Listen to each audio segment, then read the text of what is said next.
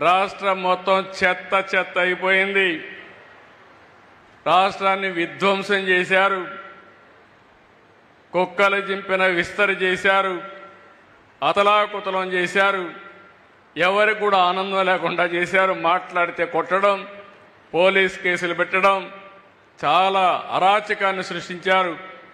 మళ్ళీ మేము వస్తాం, రాష్ట్రాన్ని పునర్నిర్మాణం చేసి మీ జీవితాల్లో వెలుగు తీసుకొస్తామని ఆ రోజే చెప్పామని మీ అందరికీ విజ్ఞప్తి చేస్తున్నా. అందులో భాగంగానే ఒక పక్క సంక్షేమం, ఇంకొక పక్క అభివృద్ధి, ఈ రెండు కావాలంటే సుపరిపాలన, ఇవన్నీ కూడా పెట్టుకొని ఒక స్పష్టమైన ఆలోచన, ఎక్కడా డైవర్షన్ లేదు. నేను ఒకటే చెప్పాను, స్వర్ణాంధ్రప్రదేశ్ ఒక విజన్ తయారు చేశాను.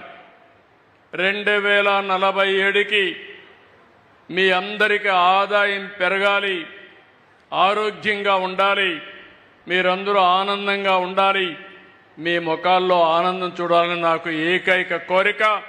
ఇది సాధించి తీరతామని మరొకసారి మీ అందరికీ విజ్ఞప్తి చేస్తున్నా.